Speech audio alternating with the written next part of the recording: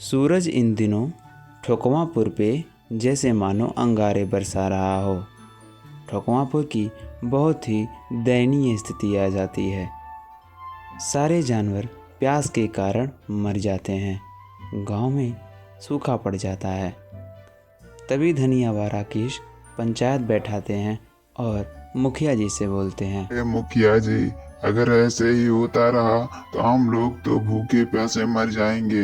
ना फसल का एक दाना तैयार हो रहा है और ना ही हमारे जानवर बच पा रहे हैं। आप कुछ उपाय करिए मुखिया जी, हम लोग बहुत परेशान हैं। गाँव पे मानो संकट की आफत टूट पड़ी हो। मुखिया जी के पास कोई रास्ता नहीं रहता है और मुखिया जी लोगों की बात सुन के बहुत ही परेशान हो जाते हैं। इस परिस्थिति में हम लोग को धैर्य बनाकर रखना होगा। बारिश अवश्य होगी, लेकिन आप लोग की समस्या का हल मेरे पास है। हम जमींदार राव साहब के यहाँ कल जाएंगे।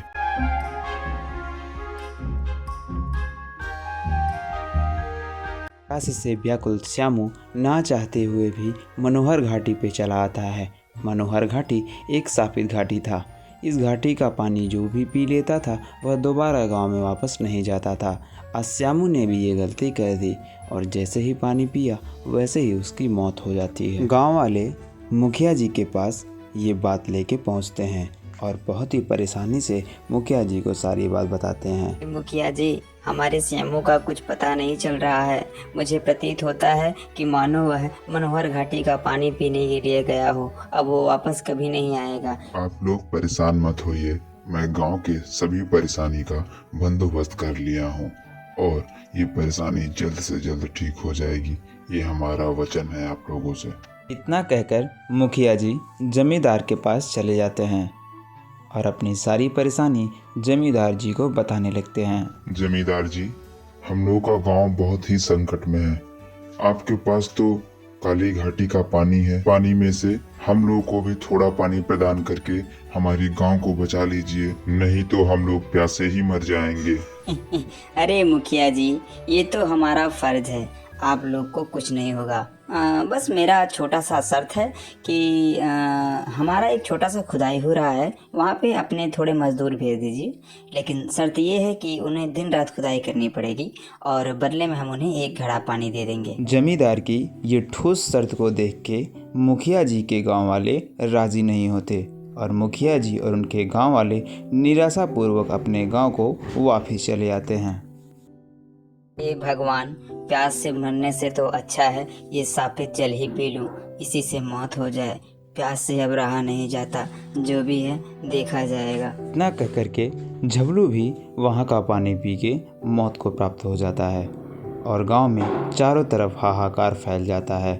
झबलू के ना मिलने पे उसका दोस्त बहुत ही निराश होता है और कुछ नहीं समझ पा रहा होता है कि हमारे गांव में यह क्या हो रहा है। मनोहर उस घाटी की सारी सच्चाई को जानने के लिए उस घाटी के पास आके खड़ा हो जाता है और वहां की सारी सच्चाई जानने की कोशिश करता है। मनोहर जैसे ही खड़ा होता है तभी वहां पे किसी के आने की आहट होने लगती है। मनोहर जल्दी से भाग के झाड़ी के पीछे छुप जाता है और वहां से छिप के सब देखने लगता है। मनोहर देखता है कि कोई प्रेतात्मा उड़ के आ रही है और झाड़ी की तरफ देख रही है। प्रेतात्मा थोड़ी देर निगरानी करने के बाद वहां से चली जाती है।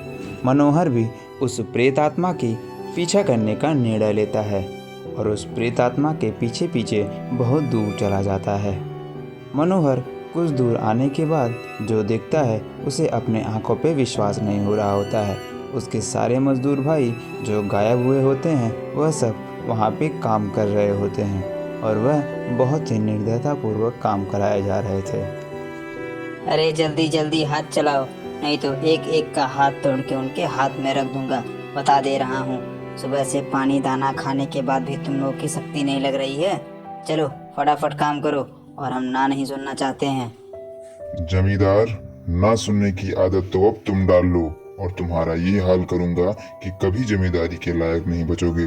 तुम हम लोगों के साथ धोखा करके हमारे भाइयों को पकड़ के यहाँ पे ले आए हो और हम लोग वहाँ पे परेशान हैं। इतना कह के सभी गांव वाले जमींदार को जान से मारने के लिए दौड़ा लेते हैं और उसे पीट पीट के मौत के घाट उतार देते हैं। जमींदार का मौत हो जाता है और उस काली घाटी का रहस्य भी सबको पता चल जाता है।